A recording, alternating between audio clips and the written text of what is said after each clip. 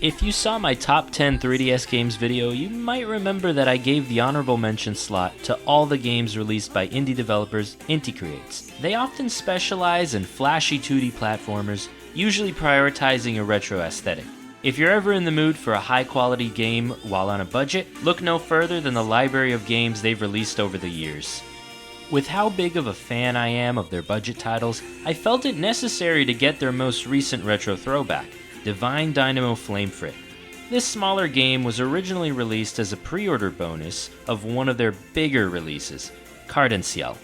That one's about this hacker guy who goes into different game worlds, one of which being Dynamo Flamefrit.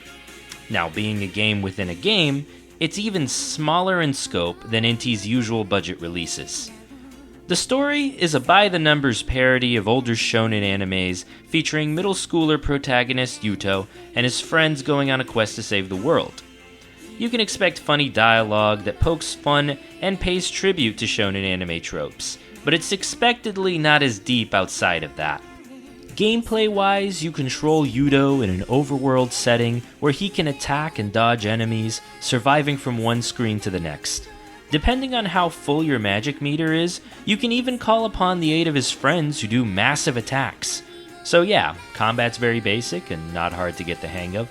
It mostly comes down to enduring as much as you can before letting your health get depleted by enemy attacks.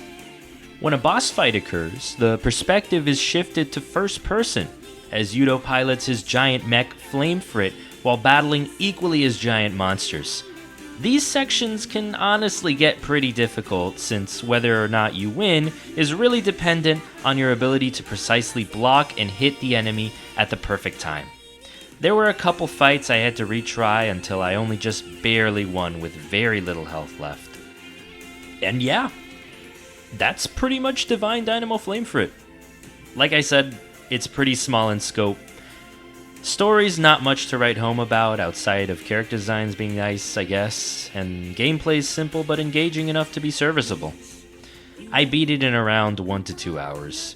The only reason I'm honestly not too disappointed is because it's pretty obvious that this was meant to be just a nice pre-order bonus and nothing too big. I do wonder whether or not playing Ciel would have made me more enthusiastic about my experience on account of Flamefrit being a spin-off to it. But for the time being, all I have to say is that it's an okay game at best. If you want to try one of the more budget Inti Creates games, I would give something more substantial like Blaster Master Zero or Mighty Gunvolt Burst a go. If they do decide to make a sequel to Flamefrit though, since Inti does love pumping out sequels with their smaller titles, hopefully it can use what's already here as a basis for something with a little more meat on its bones.